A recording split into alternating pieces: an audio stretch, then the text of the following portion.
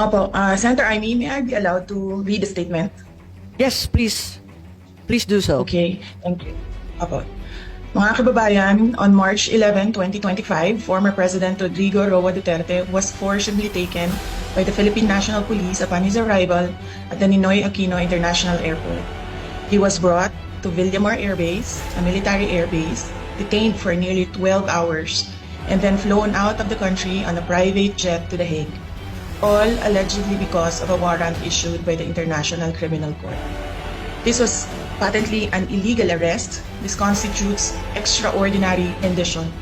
A Filipino citizen, a former president, was taken into custody without a valid warrant issued by a Philippine court, without due process, and without any legal basis under our laws.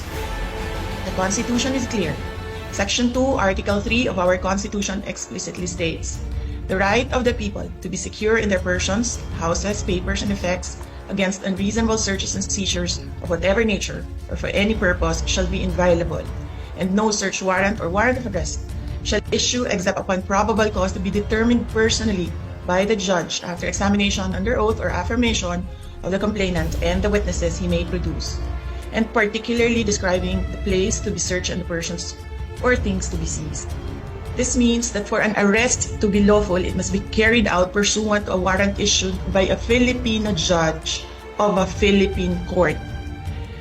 Nasaan po ang warrant of arrest na inisyu ng hukuman ng Pilipinas? Wala.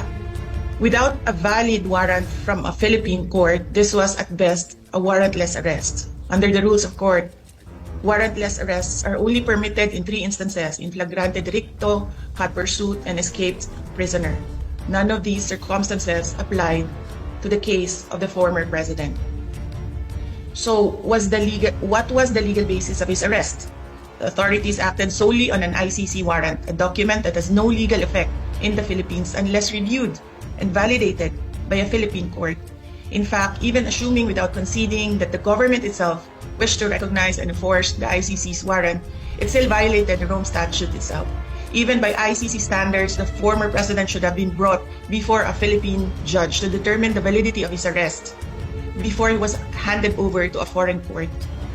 Under Article 59 of the Rome Statute, a state party which has received a request for arrest and surrender shall immediately take steps to arrest the person in question in accordance with its laws and the provisions of Part 9, and shall bring that person before the competent judicial authority in that state. Yan ang sinasabi ko paulit-ulit nung nasa labas ako ng gate ng Villamor Air Base. And why was this not done? If they claim to abide by international law and standards, then why did they conveniently choose to ignore this provision?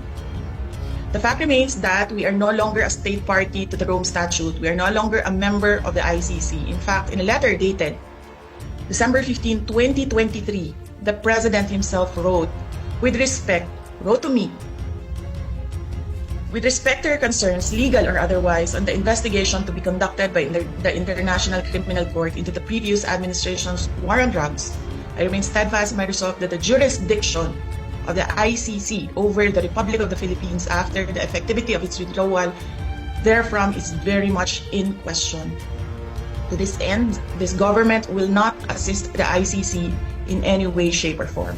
So if the government itself has declared non-cooperation with the ICC, why did the PNP violate this very policy and enforce a foreign warrant?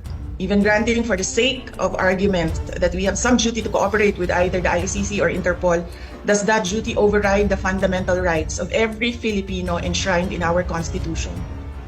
What happened on March 11, 2025 is not just about one man. It is about all of us. It is about the country. If a former president can be taken without due process, what stops them from doing the same to any other Filipino? Therefore, we must dare to ask more questions. Under whose authority did the PNP act? Why did they enforce a foreign warrant without the Philippine court order? Why didn't they at least bring PRRD before a judge, as required by the Rome Statute itself? Even more disturbing is the silence of the armed forces of the Philippines. Why did the AFP stand idly by while a former commander-in-chief was taken from a military base under questionable circumstances?